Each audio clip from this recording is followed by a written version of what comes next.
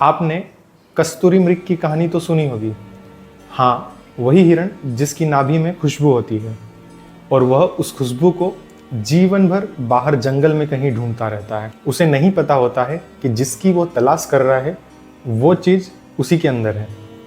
ऐसे ही हम इंसान हैं। हमें सुकून चाहिए, खुशी चाहिए, अर्थ चाहिए, लेकिन इसे हम खोजते हैं रिश्तों में, शोहरत में, पैसों में।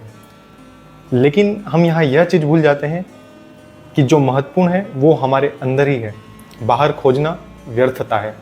आज मैं बस यह याद दिलाने आया हूँ कि जो हम ढूंढ रहे हैं वो हमारे अंदर ही है, और जब तक हम उसे बाहर ढूंढते रहेंगे तब तक हमें थकान ही मिलेगी, शांति नहीं। हर इंसान जब जिंदगी की शुरुआत करता है तो उसके अंदर जोश होता है, उसके अंदर उमंग होता है, उत्साह होता है कि कुछ अच्छा होगा, कुछ बड़ा होगा। लेकिन वही इंसान धीरे धीरे थकने लगता है। उम्मीद की जगह निराशा ले लेती है और खुशी की जगह उलझने ले लेती है। अब सवाल यह है कि ऐसा क्यों? क्या दुनिया इतनी बेरहम है या फिर हम कुछ भूल गए हैं? क्या हमने हमारे अंदर कुछ ऐसी चीज़ नज़रअंदाज कर दी है जिसे हम बाहर ढूंढने की कोशिश कर रहे हैं? शायद हमने अपने अस्तित्व से जुड़ाव ही खो दिया है। हमने वह नज़रिया खो दिया है जो कभी बिल्कुल निर्मल था, वो दृष्टि जो कभी किसी चीज़ को देखकर नाम या लेबल नहीं देती थी। जब हम दुनिया को देखकर सिर्फ देखते थे, बिना उसका मतलब निकाले, बिना समझे, बिना किसी थ्योरी के, बस देखना, और वह देखना ही आनंद देता था। एक छोटा पत्ता गिरता और हम हैरान रह जाते। पानी की एक छोटी सी बूंद काफ़ी भर थी। छोटी छोटी चीज़ों से हमारा दिल भर जाता था। लेकिन धीरे धीरे हमने सब समझ लिया, नाम दे दिया, क्लासिफाई कर लिया, कैटेगराइज कर लिया, और जैसे जैसे हम समझदार होते गए वैसे वैसे हमने अचरज की शक्ति को खो दिया। अब हमें वही चीज़ें सामान्य लगती है जिन्हें देखकर कभी हमारी आंखें चमक उठती थी। हम सच में बड़े हुए हैं या फिर हम अंदर से इनसेंसिटिव हो गए हैं?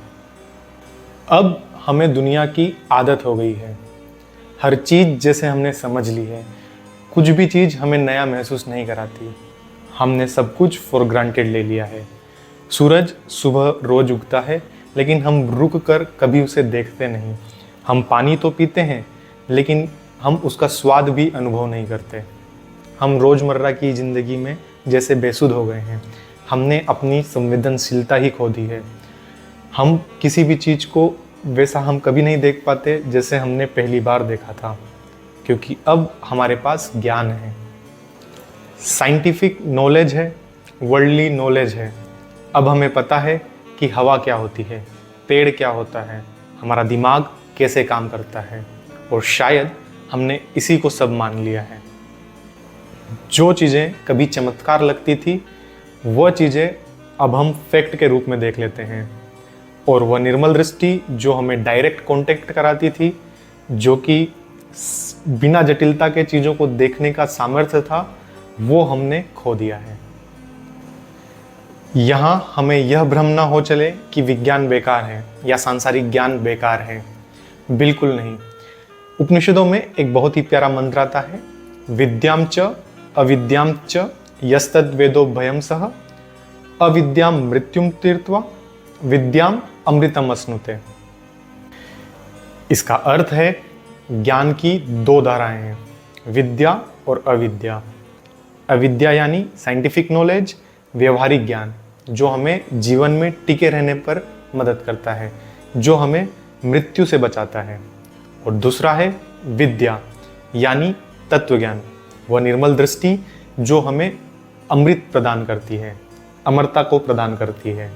हमें दोनों साथ में चाहिए ताकि हमारे पैर जमीन पर हो और हमारी दृष्टि अमृत की ओर। अगला सवाल है, तो हम क्या करें? हमें क्या करना चाहिए? हमें ज़्यादा कुछ नहीं करना है।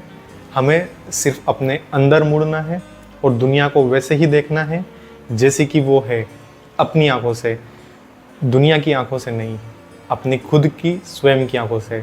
तब हमें पता चलेगा कि जो हम ढूंढ रहे हैं वो कभी खोया ही नहीं था।